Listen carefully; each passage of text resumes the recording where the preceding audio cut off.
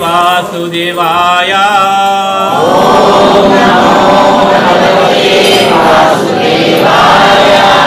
ओम नमो भगवते वासुदेवाय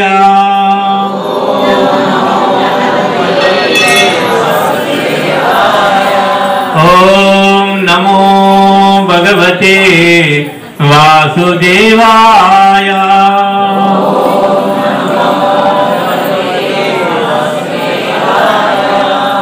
ओम नारायणं नमस्कृत्य नरं चैव नरोत्तमं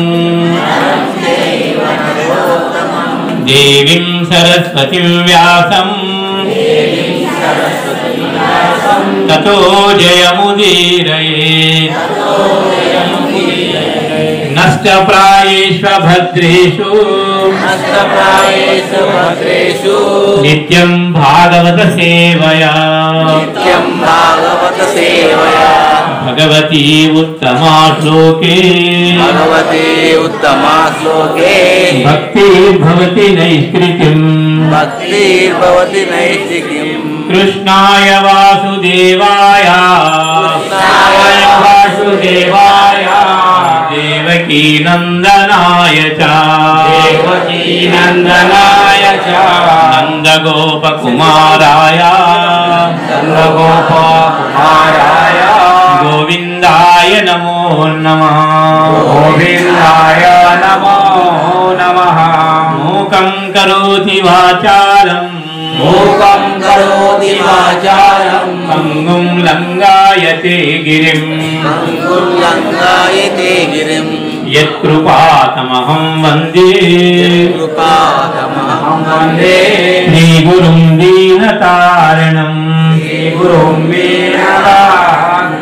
हरे हरे చిన్న కీర్తన ఉంటుంది తర్వాత మనం ప్రవచనం జయ రాధా మాధవ जय कुंज बिहारी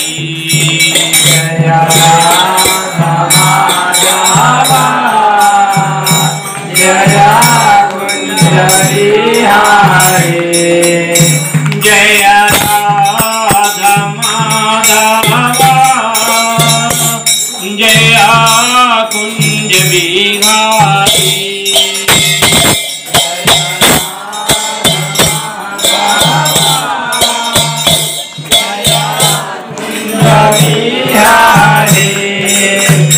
जय गोपी जन वल्लभ जय गिरिवराधारी जय गोपी जन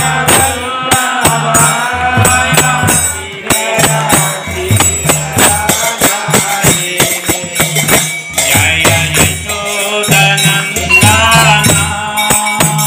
जय व्रज नयन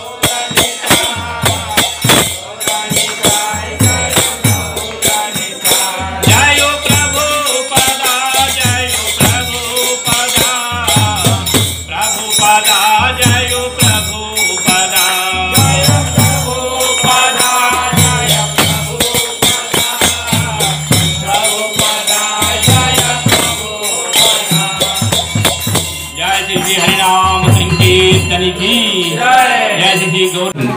మనం ఇంతవరకు ఏం చేశాము? కీర్తన. అన్నిటికంటే కీర్తన చాలా అతి ముఖ్యమైనది. అంటే కలియుగం లోపల మరి అన్నిటికంటే మనకు ఉద్ధరించేది కేవలం భగవన్నామ సంకీర్తన. మనము 5 రకాల యజ్ఞాలు ఉంటాయి మనకి. 5 రకాల యజ్ఞాలు మనకు కలియుగం లోపల.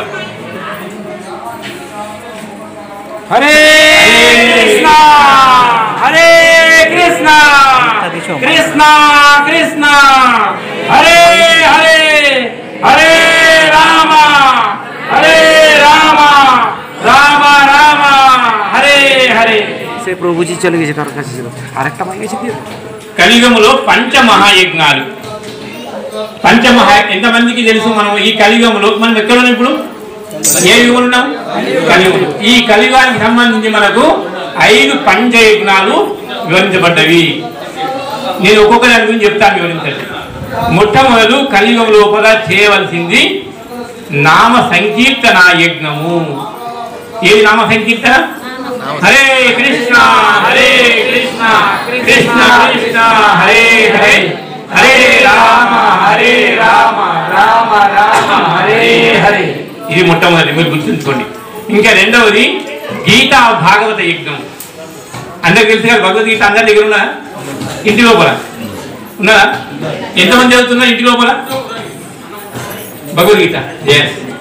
చాలా మంచి సంతోషం. ఎందుకంటే భగవద్గీత నుంచే మనం జ్ఞానం నేర్చుకోవచ్చు. మానవ జీవితం యొక్క లక్షణం ఏంటిదో ఇంకా మనం దేని ద్వారా తెలుసుకోలేము, కేవలము భగవద్గీత ద్వారా మనకు అర్థమైంది. ఏం చెప్పాం మనకు? రెండవది గీతా భాగవత యజ్ఞము. ఇంకా మూడవది ఏకాదశి వ్రతం. చాలా అతి ముఖ్యమైనది. మనం ఎన్నో వ్రతాలు ఉంటాము, కానీ శాస్త్రంలో చెప్పబడింది ఒకటి ఏకాదశి వ్రతము. నువ్వు ఏ వ్రతం లేకున్నా ఒక ఏకాదశి వ్రతం ఉంటే ఈ మిగతా వ్రతాలన్నీ కూడా అలా వస్తాయి. ఒకవేళ ఏకాదశి వ్రతం లేకుంటే నువ్వు ఎన్ని వ్రతాలున్నా ఇలా ఉన్నావు, ఒకటి కూడా రాలేదు. ఏంటి అది? ఏకాదశి. కానీ మానవులకు అందరికి మనకు 2 తెలుసు. ఒకటి తొలి ఏకాదశి, ఇంకోటి వైకుంఠ ఏకాదశి. ఇంకా 2 మనకి ఏంటంటే మళ్ళీ అప్పుడు 12 నెలలు ఇవన్నీ 0, అవన్నీ ఏమి అనుకుంటాం. కానీ శాస్త్ర ప్రకారంగా మనకు నెలకు 2 ఏకాదశులు ఉంటాయి. కానీ ఖచ్చితంగా మనం ఏమైనా ప్రయత్నం చేయండి. దీంతో మనకు చాలా ఇదొక వ్రతం జీవితాంతం. ఇంకా మూడవది ఏకాదశి. 4వది తులసి వ్రతం. ఎప్పుడైతే తులసి యజ్ఞం, ఇప్పుడు చూడండి మనం కార్తీక మాసం రాగానే ఏం చేస్తాము, చాలా మందిగా 11 నెలల 15 రోజులు పక్కకు పెట్టేసి ఒక 15 రోజులు దీపాల నుంచి అల్లుడు కాదు, తిరుగుడు కాదు, గోసుడు కాదు, వేసుడు కాదు. అంటే ప్రతిరోజు తులసి మహారాణి కృష్ణుని యొక్క భక్తురాలు, ఆమె నుంచి మనకు భక్తి వస్తుంది. ప్రతిరోజు ఇంటికాడ మనం ప్రొద్దున మంగళార్థప్పుడు బృందాయ తులసి దివ్యాయ ప్రియాయ కృష్ణ భక్తి ప్రదేదేవి సత్యవతే నమో నమః. ఎంత మంచి భక్తురాన్ని మనకు విష్ణు ఎప్పుడైతే తులసి మహారాణి ప్రార్థిస్తే మనకు కృష్ణ భక్తి అతి సులభంగా వస్తుంది. ఇంకా చివరిది ఏంది? గోసేవ. చూడు, మాకు కలియుగం లోపల ఏ రక్షణ లేకుండా పోయింది. పూర్వం నాకు కొద్దిగా తెలిసినప్పుడు 40 సంవత్సరాల కిందికి పోతే అన్ని ఎడ్ల బండ్ల మీద ఇంటి ముందర ఆవులు పొట్టాల పశువులతోని జీవనం అంతా గడుస్తుంది. ఇప్పుడు ఏమున్నది? పొట్టాల పశువుల బదులు ఏం నడుపుతాడు? Car, bike. ఆ సంపద అంతా దిగి పెట్టాలి. ఎప్పుడైతే ఇవి నశించిపోయిందో బ్రాహ్మణ రక్ష లేదు, గోరక్షణ లేదు.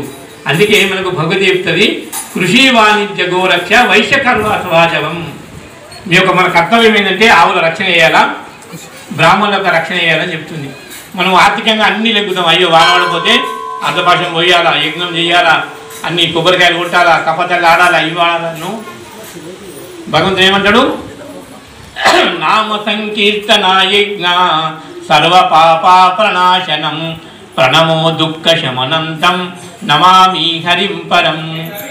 శ్రీకృష్ణ భగవాన్ చెప్తున్నాడు, ఈ 18,000 శ్లోకాలు భాగవతుడు చెప్పిన తర్వాత దీని సారాంశం అంతా మొత్తం తీసి ఒకటి చెప్పిందంటే నామ సంకీర్తనాయస్య. ఎందుకంటే కలియుగంలో వేరే మార్గం లేదు. అర్థమవుతుందా?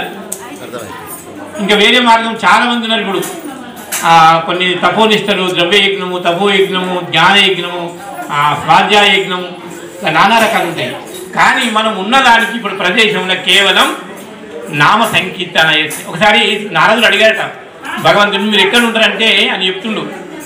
శ్రీకృష్ణ భగవానుడికి చెప్తున్నాడు నారదుడికి, నాహం తిష్టంతే వైకుంఠ యోగినా హృదయేషువా ఎత్ర భక్తంతి కీర్తన మద్భక్తి నారద అని చెప్తుండు. ఎక్కడైతే నా భక్తులు కీర్తన చేస్తారో నేను అక్కడ తిష్ట వేసుకొని కూర్చుంటాను. అందుకే మనం నామ సంకీర్తన చేస్తాము. కలియుగంలో చేయవలసింది ఒకటే, ఏమున్నది మనకు ఈ మార్గం నుంచి బయటపడాలంటే భగవంతుని యొక్క నామము, తర్వాత ఏకాదశులు. ఇప్పుడు 5 చెప్పాం కదా కలియుగం